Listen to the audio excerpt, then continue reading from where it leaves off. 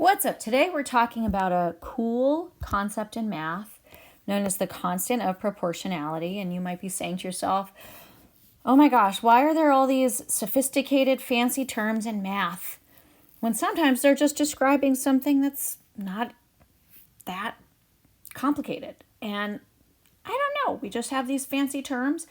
And I think this is a case where we do have this long term and it's actually describing something that is not very complicated. And let's get right to it. So,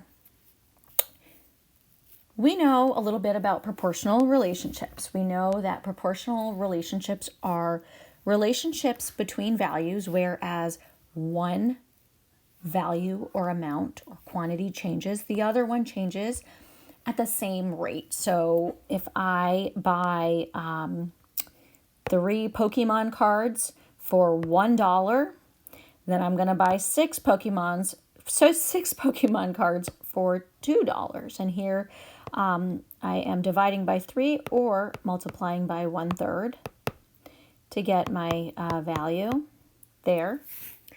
And because the numbers change at the same rate, these are proportional relationships. And we can also see proportional relationships in ratio tables like this one. And you'll notice there is an X and there's a Y, and we'll talk about what those represent in a moment. But let's first look at this ratio table and look at how to find the constant of proportionality.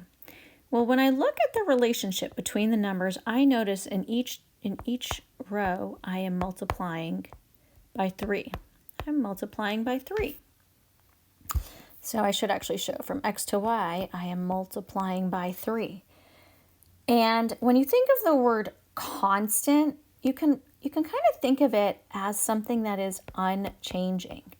So when you look at this ratio table, you see all these different numbers, but the thing that's not changing, the thing that's a constant, is the number 3. And that is because that is the constant of proportionality, that number 3. It is basically the multiplier, the amount that you multiply X by to get Y. And this concept is useful in so many different ways because let's say we have a really, really large amount here and we don't know what the value of Y is, then we're able to find it because we know the constant of proportionality. Now, let's try this with a real life example. So I have a bunch of kids that really like trading cards, baseball trading cards. And so let's pretend that X represents baseball trading cards, which I'll make TC. I'll call them TC. And Y represents the price, how much they cost. That's not a very good dollar sign, is it? Maybe I should just write price. Okay, there we go. Let's pretend you can get 3 baseball trading cards for $12. Now, I got to be honest with you. I don't buy baseball trading cards, so I don't know if this is a good deal or a terrible deal. Anyway, I see that in each row I am multiplying by 4, which means, I'm going to put multiply by 4 there, the constant of proportionality is 4. And when I know this number, it tells me that hypothetically, let's pretend I have 10 trading cards, then I multiply that number by 4 to get the price, which is 40. Anyway, now it turns out that ratio tables are very useful for finding the constant of proportionality, but we also have a formula. Isn't that great? K represents the constant of proportionality. The Y represents this number here, and we'll talk about what that means. And the X represents the numbers in this row, and we'll talk about what that means. Now, you'll see I did X and I did Y. In math and in science and in this world, X represents something called the independent variable. And I'll give you a brief explanation. We are not going to get too deep into this, but it is something that students of math will be working on for a very long time. And so it is important to know the difference between x and y. Y represents something called the dependent variable. And you might be saying to yourself, oh my goodness, more confusing math terms. Here's the way to think about it. The best way that I can think about it is one number or one value depends on the other. One thing depends on the other thing. And so when you're trying to figure out what's x and what's y, you can look, let's just say it like this ratio table. Do trading cards depend on the price, or does the price of the trading cards depend on the number of trading cards? Well, it's always the case that y depends on x, which is why it is the dependent variable. And you see the word dependent there.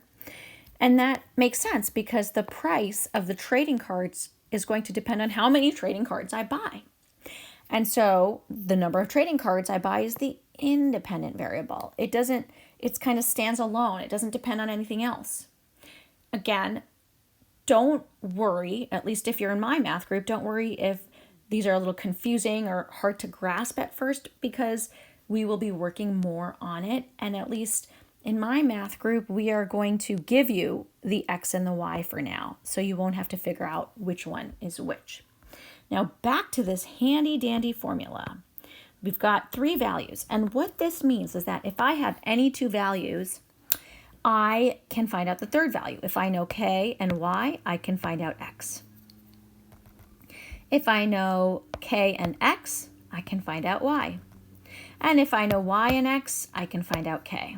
So that is really cool because we don't always have ratio tables like this at our disposal. So back to our original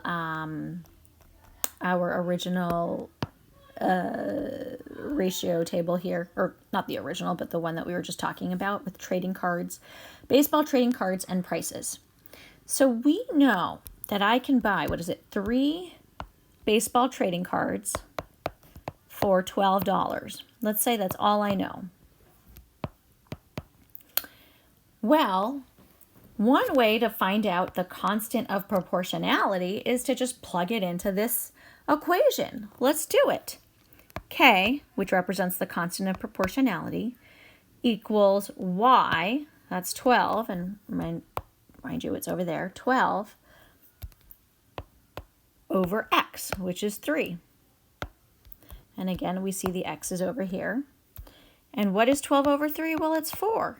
So k equals 4. And now that we know what k is, that means I can take any number and find out the other value for it. So, I mean, that was a little confusing. Let me give you an example. Let's pretend I'm at the same store with these baseball trading cards, and I want to buy 10. I want to buy 10 baseball trading cards. Well, remember, the trading cards are the x value. So I know that k is 4, but I don't know what the price is, and that's why. And I'm buying, what did I say? 10. Well, because I know 4 and I know 10, I can find y. And we can multiply both sides by 10. Now we cancel out 10. And we get 40 equals y. So the price of 10 cards will be $40. Now what's even cooler is we can actually graph on a coordinate plane. We can actually graph these values. And you might be wondering, well, why in the world do I even need to do that? And the truth is that sometimes it can be helpful to have a graph, because let's say you own a big warehouse that has lots of cans of tomatoes in it. I don't know where I came up with that. Oh my gosh, that was a terrible. These lines are going to represent different proportional relationships that can tell you valuable information about how many cans of tomatoes you can sell for what price. I don't want to lose you here. So let's go back to talking about the constant of proportionality, this value k. So you can take proportional relationships. So here I have a coordinate plane, and I count 1, 2, I count 1, and then I go up 3, 1, 2, 3, and I've gotten to this point here, which is 1, 3. And because I see that this is a proportional relationship, proportional relationships go through the origin at 0, 0. I won't go too deep into why that's the case, but you can actually see. So remember, in coordinate planes, whenever we plot x, y, it always goes in this order. It's never y, x. That's wrong. It's always x, y. So I've got x equals 1. So we know that k equals y over x. And if x is 1, y is 3. So my k is 3. And you can even look at another plot, another point on the plot, and see if that, if that holds. And then here, what would be my constant of proportionality in number 2? This is from a worksheet I gave to my students. Well, we have x and y here, 4, 1, and I'll put x and y so you know. And k equals y over x. K equals 1 over 4. So it's 1/4. And here, k is going to equal y over x. And people mix these up a lot. They always want to do 3 over 4, and that's wrong. You just got to remember, and if it helps you to just always write y over x, do that, and then you can remember it's 4/3. And I'll stop there for today. That's a lot of information. And if there's one takeaway that I want you to have, it's really just that this formula exists and it can be very useful. And when you're trying to find the constant of proportionality, you can apply this formula, and it will give you some helpful, valuable information. And that's all for today.